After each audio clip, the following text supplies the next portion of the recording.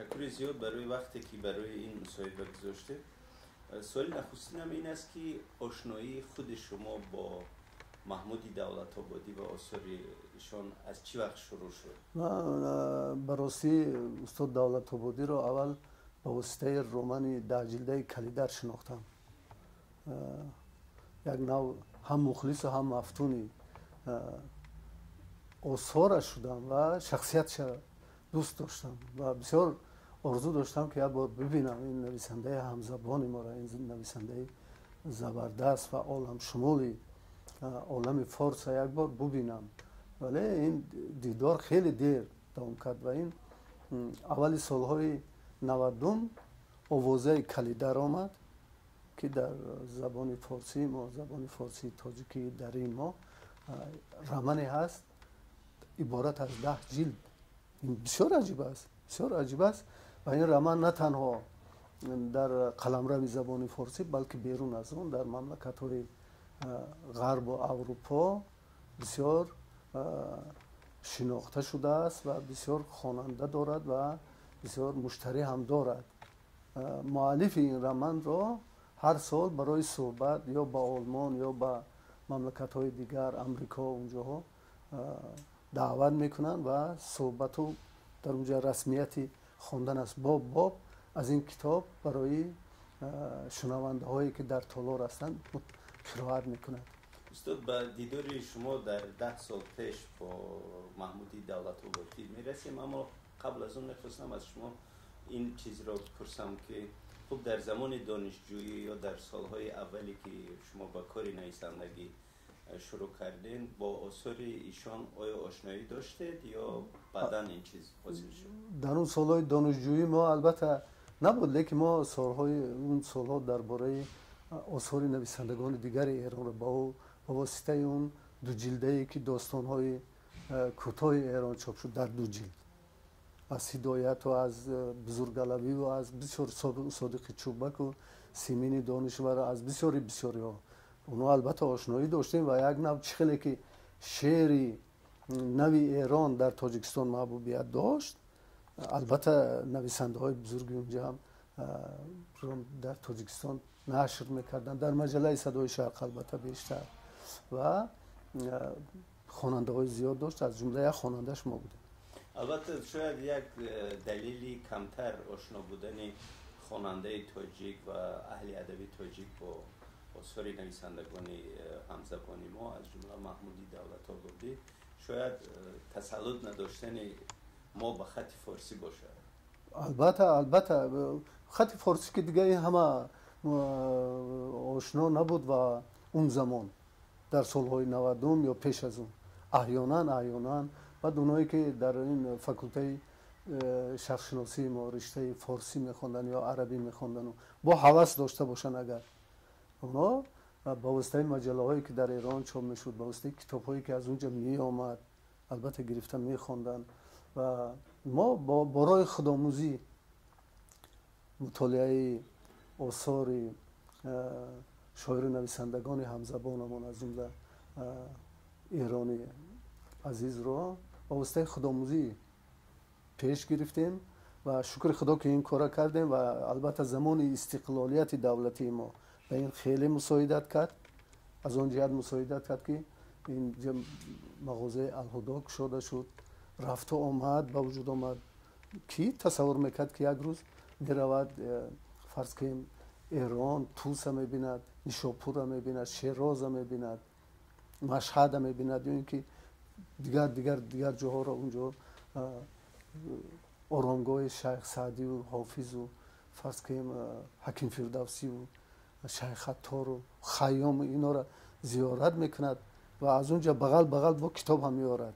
خود شما استاد اگر باره روی این موضوع اگر فکر کرده چند بار از ایران فرهنگی بازدید کردید، سفر من البته نشماریدم لیکن زیاد است. همین سالهای آخر رفت آمد شد بسیار میرفتیم و من در همین یک سفر یکمی ما که سال 1992 بود با نام سرزمین لطف و شیرین سخنان یک ایسه سفرنامه دراز دارم که در این کتاب ها در هم هفتهوار ادبیات سند، هم مجله صدای شرق چاپ شده بود و در کتاب هم بارها چاپ شده است. و در اون سفرنامه من البته بیشتر اعتبار دادم به همون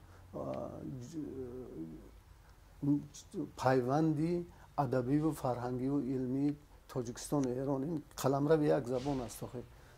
اعتبار دادم و سفرنامه های زیاد هم دارم. به یک بار خوشبختانه ما از راه زمینی به اوجه رفتیم، به واسطه ترکمنستان، به واسطه قطارت تا ترکمنستان، از اونجا به واسطه اتوبوس ها از باجگیران به کوچان و مشهد و اون طرف مازندران و دیگه میروید سلسله همه یک شهرهایی که اونا رو در کتاب میخوندیم، اونا رو دیدیم و با مردم مثلا هم صحبت شدیم. این یک سعادت بزرگ هم بود. خب دیدار شما با محمودی دولت‌آبادی که از واقعا از نویسندگان رده اول جهان هست، بله، چگونه صورت گرفت؟ اون جزئیات اون دیدار تا چه اندازه در حافظه شما نقش بسته؟ بار اول که همین دهباشی آمد، سرمحرری کلک بود، علی دهباشی. خب جوان، همین خیلی کمگه ولی بسیار انسانی وای. درباره کلیدر صحبت و درباره استاد دولت‌آبادی صحبت شد. ما بسیار خواهش کردیم که از این کتاب برای ما بیارد. در سفر دوم همین استاد بسیار بزرگواری کردن، برای نویسنده های تاجیک 10 جفت فرستادن از رمن 10 جلده‌ای کلیدر. من سرمحرر مجله صدای شرق بودم.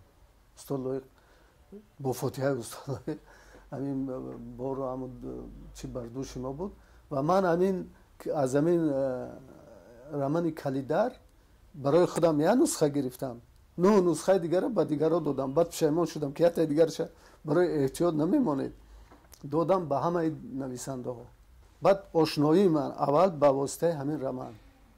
من سالهایی که بیمار بودم، ماها در همین بیمارستان میخوابیدم، جراحی شدم، یک بار 3 جراحی شدم و هر جلدی کلیدر را که مطالعه میکردم در دفتر یادداشت می نوشتم که خدا عمر میداده باشد که من دوام این جلدها را مطالعه کنم. خوشبختانه همین کار شد.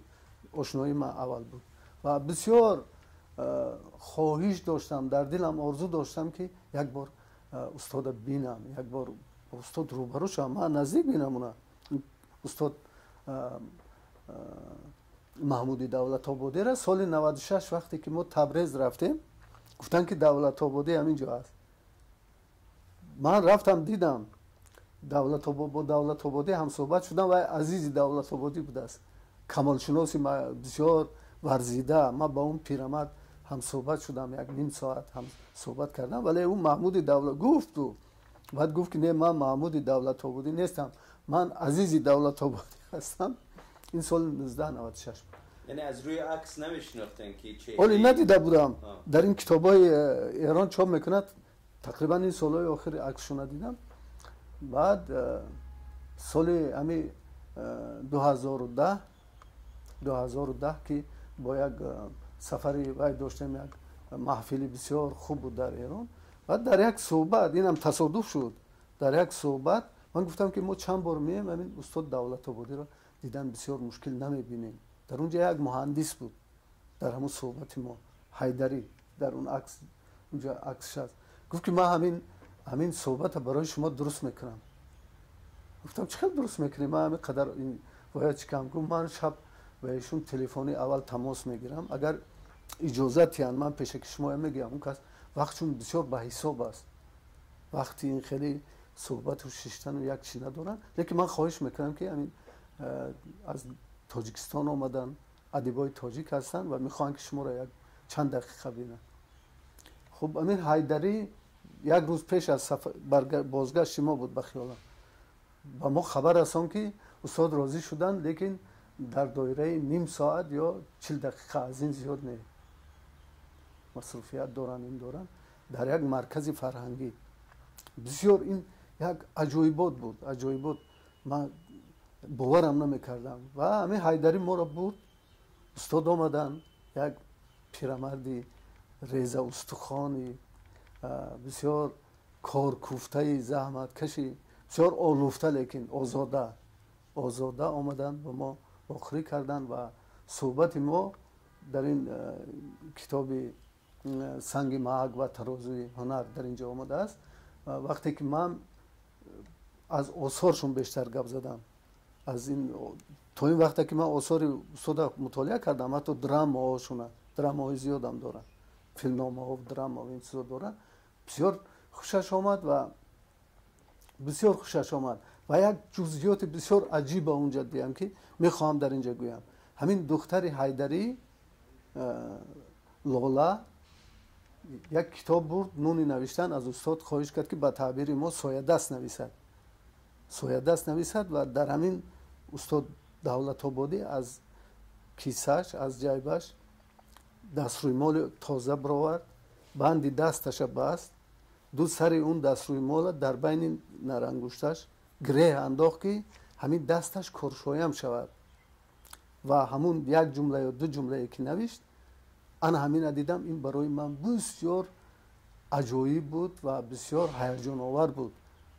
به همون انگشتایی که 10 جلد کلیده را نوشته است، روزگار سپری شده مردان کهنسال نوشته است، جای خالی سلوج و دیگر را نوشته است. این البته این دست چی می شود؟ پیوند کرد با واسطه دست روی مال، پیوند دستش به انگشتاش. اینا در پیش چشم ما استاد محمود دولت‌آبادی کرد و این نشانه یک راهی طی کرده و عظیت بسیار عجیب یک نویسنده بزرگ است، نویسنده واقعا عالم شمول، یک نویسنده که کار ایجادی را و در نون نوشتن در جای درباره کلیدر میگوید. این برنامه عمری من است میگد و من باور دارم این واقعا این شاهنامه با نثر در زمان معاصر است. همین کلیدر از چه خاطر؟ از خاطری آفریدن ابرازهای بسیار محتشم، فرا گرفتن واقعه ها، خب تمثال های بیشمار و قناوت زبان فارسی، جزئیات های زندگی. این واقعه ها در بیابان میگذرد. این کلیدر خودش یک بیابان است و مردمی عادی خاکی چاروادار و زراعتکار و انا همینا یکی بسیار پرغرور و گردن فراز. استاد خوب از محتوای این صحبت اون روزه شما میخواستم بیشتر بدانم که صحبت بیشتر راجع به چی بود؟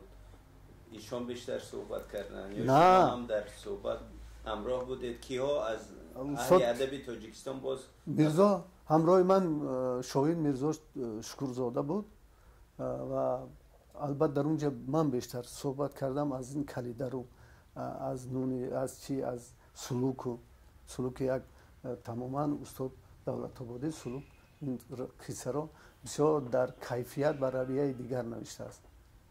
استاد دولت‌آبادی اصلا ریالیست هستند، ریالیستی بسیار قوی هستند. همین کلیده را تنها میتوان با رمان شالاخوف دانی آرام مقایسه کرد از جهت بند و بست، گیر و مان، شدت واقعه ها، ارمان قهرمان ها همین است. لیکن به نظر بنده در رمان کلیدری استاد دولت‌آبادی ابراز یا تمثال زن جلوی بیشتر دارد. بسیار غیور هستند زنهایی که استاد دولت‌آبادی آفریده است در مبارزه، در هم برای سعادت و هم برای شرف انسانشون، هم برای چی میگن در گیرودارهای زندگی همیشه پایدار بودن. بسیار محتشم هستند و بسیار از مردها کم نیستند. اونجا مثلا وقتی که این میخونید یک باره ابراز گل محمد میبینید یا مورال میبینید یا بلقیس میبینید یا اینکه زیور میبینید یا اینکه یار محمد و ده قهرمان ها میبینید، در همون بین در برابر مردها درخشی چهره زنی که بسیار فداکار است، زنی که عاطفه عجایب دارد، اینا میبینید. اینا در زبان مثلا اثری که به زبان خود ما آفریده شده است، این خراسانی است و تمام تعبیر و واژه و کلمه ها و اصطلاح ها و اندرس ها و همه گمان میکنید که در یک سرزمین پیش که یک سرزمین بود دیگر این خلاص. اتفاقا در این باره میخواستم از شما سوال بکنم که آن چیزی که باعث شد شما اینقدر به آثار آقای دولت‌آبادی دلبستگی پیدا کنید، این چون در بیشتری آثار ایشان موضوع روستا و روستاییان بله مردم دارن انعکاس یافته است. و در یک جای استاد گفته که نویسنده باید در حیات از همه کس بیاموزه. حتی از پیندوز. و در آثارشون واقعا احساس می شود همین شعاری که دادن یا همین فرموده که گفتن و دلیل نزدیکی آثارشون، مثلا نشستی اون آثارشون برای دل شما همین در یک جغرافیای مشترک قرار داشتن ما هست یا نه دردها و مشکلاتی مشترک ما؟ خودی استاد دولت‌آبادی در یک جا میگن که همه ما از نیوانخانه هدایت برآمدیم. صادق هدایت در نظر دارن. صادق هدایت که یکی از نویسنده های بسیار بلندپایه و پرهنر عالم فارس است و هنری نگارندگی دولت‌آبادی مرا مفتون کرد. هنری نگارندگیش، تمکینی نگارندگیش و کوشش نمی کند که یک باره از واقعه گریزد، جانش خلاص کند، به تعبیر تاجیکی گویم. برعکس فرو می رود و در یک جا میگوید که وقتی که من با تالیف با ایجاد قصه سر میکنم گمان میکنم که به دوزخ در آمدم و دست پرچک میزنم، چی میکنم که از این دوزخ زود برایم، ولی من در دهلیزهای آن میگم دهلیزها این عالمی تصویر قهرمان دیگه از دست و پاچک نویسنده و نگارنده که میدارد دیگر رهایی ندارد تا چه 1 سال میرود، 10 سال میرود، 5 سال میرود، 10 جلد نوشتن در 1 سال 2 سال میرهی. نه البته این یک کار بسیار پر اذیت و دور و دراز است و استاد انا همین زحمت انا همین چیزا بسیار مشرفانه برداشت گرفتن و در ردیف خوشبختی ما چی است؟ شخصا من خوشبختی من همین است که حساب میکنم من که در ردیف بزرگترین نویسنده های دنیا نامی یک نویسنده بسیار پرهنر، زحمت پسند، بسیار غیور عالم فارس چون استاد محمود دولت‌آبادی صدا می‌کرد و اونا در ردیف تولستوی و بالزاک بها گذاری میکنن. این کار اندک نیست و خودی استاد دولت‌آبادی با زحمت نویسندگی با مسئولیت زحمت نویسندگی انم خیلی باهم می‌کرد و مسئولیتی این میگه که هنرمند همیشه میگه دشمن هنرمند همیشه به هنر است میگه، با همین زبان میگه و هنرمند همیشه میگه بدخواه و حسود و غیبتچی و این چیزایی که میگه همیشه دارد، لیکن وای کار خودش میکند. از این هنر فقط افشای هنر را میجوید و اثر بالا را میجوید و اثری که در پایه بلند آفریده میشود این البته افتخار همون ملت است، همون دولت است، همون صاحب همون زبان است. داستان کلیدر و بوفیکوری صادق هدایت بوفیکور بله اینو در فهرست 100 کتابی برتر قرن 20 قرار دادن بعضی از محققان ادبیات و خب شما درست فرمودید که از جمله بزرگترین نویسندگان دنیا هستند. ولی من بیشتر میخواستم در مورد اینم صحبت بکنیم که مثلا زبان آثار محمودی دولت‌آبادی به زبان خوب امروزی ادبی تاجیک بسا نزدیک است. خیلی هم زبان تاجیکی ما هم زبان گفتگوی مردمی ما. علتش این است که ایشان اهل خراسانن یا چیزی دیگه؟ خیلی در همون گویم اگر دایره تنگ شب بگیریم در همون خیلی خانواده در همون خیلی خاندان بابای رسیده است. خودش میگه که من میگه اندیشیدم استاد من پدر من است میگه پدری من است میگه ببین بچه خاطر است، این به خاطر است که تمام میگه گوییش و طنز و همون چیزایی که باید داشت میگه همون با من گذشته است میگه و همه همین چیزا را دارم. زبانی خوشبختانه من سالایی که در مجله صدای شرق بودم بو فکر را نشر کردم با کریلی در صدای شرق چاپ شد. از صادق هدایت هم بو فکر نشر شده است، هم حاجی آقا، هم حکایه هاشون. البته هدایت که این یک افتخار همه ما است و زبان آثار هدایت بیشتر ادبی است، بیشتر زبان پخته است. اون چیزای خودش داره. از استاد دولت آبادی بیشتر زبان مردمی با آموزشی بسیار واسطه های تصویر و گویش و این چیزای دیگر است. با شیره است. خودش در یک جا میگوید که من زبانی میگد و جلال آل احمد میگد چی میکنم، لیکن به این زبان میگد رمان نوشته نمیشود.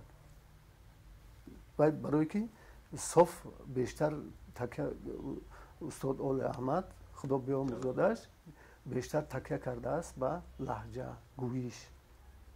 تماما گوش از سیمین دانشور هم همون خیلی است، از سیمین هم همون خیلی است. لیکن زبان البته بو فکر یک اثر سوریالیستی تماما دیگر دارد، رویه های دیگر دارد، اما پهنای تصویر گیرومان و قهرمان دولت آبادی بیشتر ریالیستی است. خودش میگد که ریالیزم برای هنرمند میگد بسیار فضای خوبی افشای هنر را میکشاید، لیکن میگد ریالیزم با اون چیزای نسخه برداری واقعیت برابر کردن ممکن نیست. واقعیت چیزی خشک است، اون چیزی است. البته نویسنده از اون چیزای بالاتر میافت. خب زمانی که شما در مجله صدای شرق کار میکردید سایه های خسته محمودی دولت آبادی هم به خط سیریلیک برگردان شد. این انتخاب شخصی خود شما بود یا که نه؟ این همون برگرداننده از من فراموش کردم، این که 30 سال زیاد گذشته است کردن. لیکن استاد دولت آبادی در صحبت های بعدینش گفته است که من از بحر این قصه گذشتم، اون سوزوندم. همچون چیزی ناشایه هم میگد. یک محقق هم اونجا نامبر میکند که ایراد و گفته های همون درست است. استاد حالا این طرف سیکه هم اگر یک رجوع کنیم، خب در اون صحبتی که شما در اون دیداری که با استاد دولت آبادی داشتید، آیا احساس میشد که آقای دولت آبادی هم از ادبیات معاصر ما آگاهی دارن؟ راستش البته من گمان میکنم که آگاهی دارن استاد، لیکن در اونجا فرصت نداشت و باید با تدریس اونجا درسش شروع میشد. یک اندازه گرفتاری همه بود و آماده درباره ادبیات ما صحبت کردنم نبود. البته اون کس دارن، لیکن من با استاد گلنظر در چند پیش از این با علی دیباشی با یک دانشمند بسیار بزرگی ایران، انجوی شیرازی، در منزلش پیرمرد بسیار دانشمند بزرگ 3 جلده فردوسی نامه هم دارد، هم صحبت شدیم و درباره استاد عینی و یادداشت‌های وی بسیار گپ‌های بلند گفت. انجوی شیرازی گفت که این خیلی زبان بی تکلف پخته و شیرین و زیبا را میگه. من دیدم مفتون شدم. انجوی شیرازی این در همین صحبت من در همون سرزمین لطف و شیرین سخنان این گپ آمده است. و گلنظر گفت که در عکست نسبت به چیت گفت کلانسالتر می نهی. استاد گلنظر یا چون بخیر جواب دادن که استاد دل شما جوان است، ما چی باشیم دل شما جوان و بسیار بایست. بسیار یک صحبت خوب داشتیم. من هیچ گمان نمیکنم برای که استاد دولت آبادی درباره این فضا و محیط ادبی شوروی و هدایت که علاقه داشت، اینا پیروی هدایت که هستند، حتی با نام والیو است، یک حکایه هم دارد هدایت محیط مسکو درباره این دوستای شاعرش که به مسکو یک علاقه های وی داشتن دارد. من هیچ گمان نمیکنم که استاد محمود از محیط ادبی تاجیکی ما تا جای ناآگاه باشند. البته یک مطلبشان درباره یک داستان نرخی آدم بهمنیار خدا بیامرزد در نشریه‌های تاجیکستان هم چاپ شد، بازنشر شد از مجله های ایرانی که اونجا بیشتر از نزدیکی واژه و اصطلاح ها و ترکیب های استاد صحبت کردن که در زبان امروزی رایج در خراسان زنده هست. بله. از اون چیزایی که مثلا رسما و چیزی که چاپ شده همین چیز من در خاطر دارم، ولی دیگر در همون سفری که ابتدای سالهای 90 یک گروه نویسنده‌های ما گلرخسار، کمال، بهمنیار با چند کسای دیگر اسای دیگر بودن، انا همون چیزا مطالعه کردگی استاد دولت‌آبادی کمال به نظرم با من گفته بود، مطالعه کردن، نظرشون گفتن. و البته این حوزه زبان ما که هم گویش‌های مردمیش هم این فولکلورش بسیار همرنگ است و بسیار جالب است و خودی دولت‌آبادی میگه که زبان مردم خراسان بیشتر شاعرانه است، میگه شعر است، میگه. این هم گپی استاد ترسونزاده را به یاد من آورد وقتی که من از نون نوشتن همین گپی استاد محمود دولت‌آبادی را خواندم، سخن استاد ترسونزاده به یاد آمد که کام مردم ما را با شعر برداشتن. همین خیلی است، این یه حوزه است و مردم همین خیلی گویش‌های رنگین و شیرین و بسیار دلنشین دارن. منظورم این بود که از نخستین داستان و قصه ها تا گردش دیرباد آثار زیاد شما آفریدید و به نظر خودتان تا چه اندازه مطالعه آثار محمودی دولت‌آبادی منبع الهام شما بوده یا در ایجاد اثرها به شما کمک کرده؟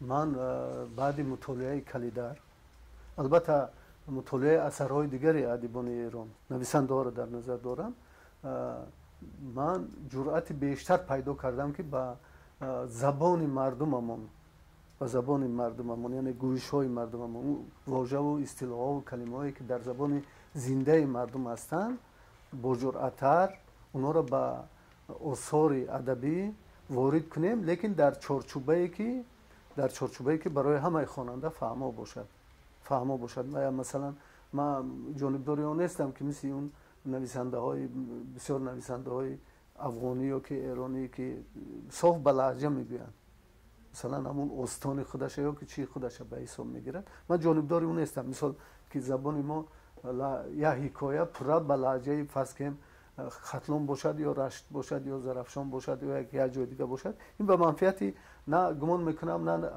اثر ادبی است، نه نویسنده است، نه خواننده. لیکن من جانبداری آنم که تمام واژه هایی که تا امروز خلق مردم از قدیم آورده است تا امروز زنده نگاه داشته است، همونا در دایره معیارهای زبان همونا استفاده بریم و عمر دوباره بخشیم. چنانه که مثلا یک کلمه را ما استفاده میکنیم میگیم این در انده مثلا در آثار استاد رودکی است، و اینکه فلان در آثار فلان شاعر است یا در نظامی است یا در چی است. یعنی ما جرأت پیدا کردم، من جرأت گرفتم به خودم اجازه دادم که بعضی چیزهایی که البته واژه های اصل باشد، واژه های آمد نه، واژه های عربی و مثال دیگری که همچون اومدن تسلط کردن با تسلط زبان همیشه در برابر تسلط دیگر چیه این جهانی شوی میگیم که همون ادامه مییابد، ادامه دارد، پیشم بود.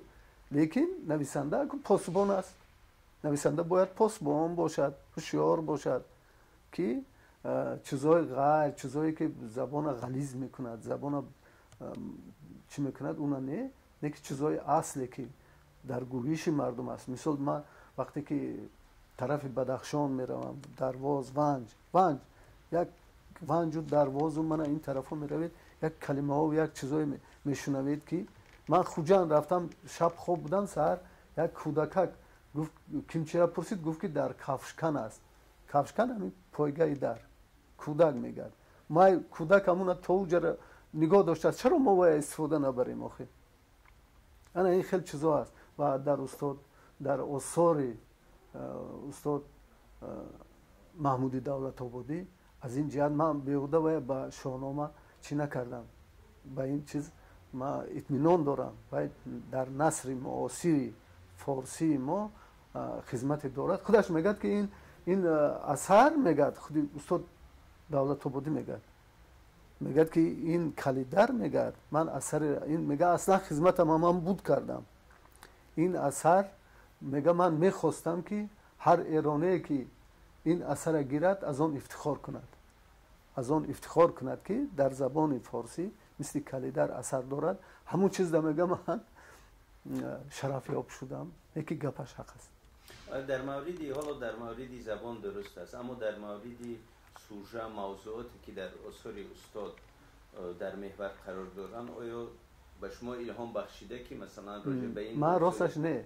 من از این چیزا برای که زندگی و محیط زندگی و با روسی و چی میگن موضع تصویر ابجکت تصویر که استاد دولت‌آبادی دارد اون دشت ها و بیابان ها و سیاه چادر ها و اونا تماما یک فضای دیگر است مردم کرد هستن اونا کردای غیور و مبارز جنگاور اونا برای این چراگاه و برای آب و علفزار اونجا در چیزای دیگر است این در محیط فضای تاجیکی ما در تاجیکستان ما این چی نیست بعد ما یک مرحله قریب یک عصره زندگی دیگر را طی کردیم زندگی دیگر را ترکیم از روی زندگی معیشی و هم مثلا کار و صحرا و باغ و استحصالات و راه و تمام چیزهای دیگر است این ما اونا هیچ روبردار کردن نمیتونیم این ناممکن است خود استاد میگه که نویسنده میگه از مقلد فرق دارد مقلد بسیار کاری بد است میگه گپشون درست است شیخ کمال هم همین هم گفتگی است میگه که شیخ کمال این اصلا مقلدی این یک کاری بسیار چی میگن شرمندگی است شیخ کمال میگه که مبر زگردن صوفی قلاده تسبیح اما ببر گردن مقلد را این مبارزه قدیمه است دائمی است و در ادبیات مخصوصا ادبیات که هنر است در هنر تقلید هیچ وقت موفق نمیشود به جای نمیرسد اثر چی نویسندگان دیگر مثل اثر دولت‌آبادی روی افکار و اندیشه و احساسات شما تاثیر گذاشته شما کدام نویسنده‌های دیگری جوانی را میتوانید نام برید این به حسابن اینا به حسابن اینا ما مثلا در زمان تفکری نویسنده تاجیک ولی آیندهش نمیدونم تا امروز ما در پایه مثلا معرفت اون چیزی که به زبان روسی از دنیا ترجمه شد مثلا ما گارسیا مارکس خوندیم یا که شولخ خوندیم یا اینکه تولستوی چیخوف بزرگ خوندیم گوگل یا داستایوفسکی یا که اینا خوندیم ما نویسنده های گورجی را خوندیم فرض کنیم ما همینگوی را خوندیم اینا را خوندیم این ما است نه که برتری و بردی نویسنده ایران در اون است که باید در برابر زبان خودش حتما یک دو زبان خارجی را میداند مثلا هدایت یک دو حکایه به زبان فرانسوی هم نوشت هدایت صادق هدایت نوشت و اینا بسیار اثرهایی که در دنیا مثلا جایزه میگیرن این جایزه های این همین کلیدر 1000 بار به جایزه نوبل میارزد نسبت به اونایی که این در چند سال آخر نوبل دادن ما سویتلانا الکسیویچ کیمکیو این چیزای صاف وای هستن یک چیزای ارزان بها هستن راست بگم اینا تمام دنیا گفته است این یک گپی من نیست از این نظر گیرید اینا بسیار اثرها را به زبان اصلشون میخونن از زبان اصل ترجمه میکنن همین چیزی که یک چی گرفت در ایران دو سه نوع ترجمهش پیدا میشد هم تحت لفظ هم اصلیش مثلا من رستاخیز و واسکریسینی را در ترجمه فارسی خوندم بسیار زیبا نکی کافکا را گرفتم خوندن نشد تحت لفظ است و ترجمه روسیش بهتر است برای که روسا ادبیات میسازند در وقت ترجمه یعنی خیلی است و من از بسیار نویسنده مثال از راسپوتین چقدر ما بهره نگرفتیم راسپوتین که در موضوع دهات بود و با جرأت با دیدی تازه و تمام چیزهای دیگر راه شدن با ما که این خیلی هم نگاه کنه، یا ابراهاموف مثلا، یا اینکه شوکشین مثلا در آفریدن خلق و اطوار انسان های امروزه، جسارت دیگر مثلا، این تماما چیزا از ما فضای دیگر داریم. استاد شما و محمود دولت آبادی متولد یک ماه هستید، ماه اوگوست. من نه از شما فهمیدم. ایشان این سال 80 ساله شدن، شما 73. بله. چی آرزو دارید برای استاد و برای خودتان؟ من از همه پیش برای استاد آرزو میکنم که عمری بسیار پربرکت و ایجادیات بسیار پربرکت دیدن و وقتی ما مردمی حوزه زبان فارسی ما افتخار میکنیم که چنین نویسنده داریم و آرزو میکنیم که همیشه زندگیشون از شادی و سرور و موفقیت ها شاداب باشد. همیشه آنچنانی که ما دیده بودیم همون خیل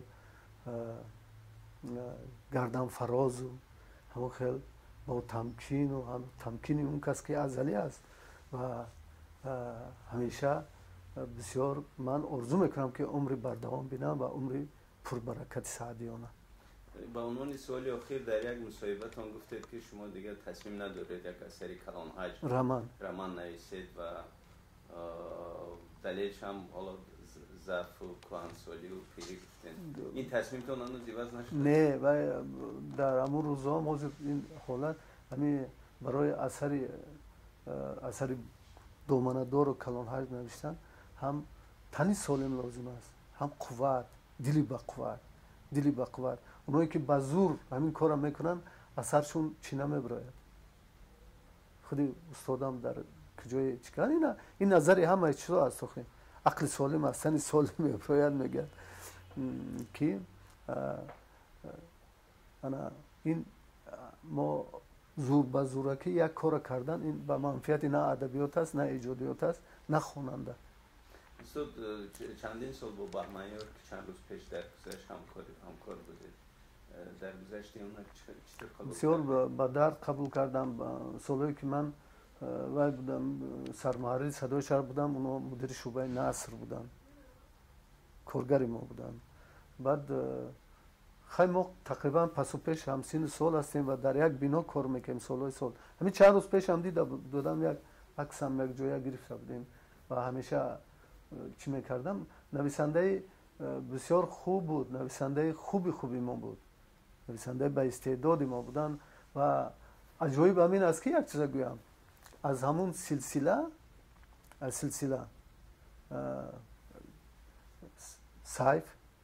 سیف رحیم، جانبک کبیر، محمد زمان، معظمه، آخران همون سلسله انامی کی بود؟ انامی بهمنیار بود که رفت.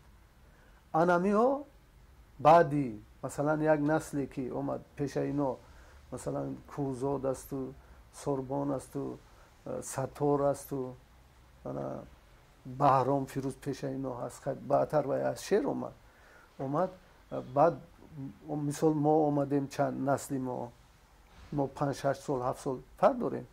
انا همین نسل در نصر ما تازه کاری های خوب آورد، هر کدومش با طریق خودش، یکیش با اسلوب، یکیش با موضوع. مثلا سیف تماما رویه دیگر، خب بهمنیار دیگر، جانبک بیشتر همون سبک تصویر انسانی کوهستانی و دهاتی و موضوعهای دیگر.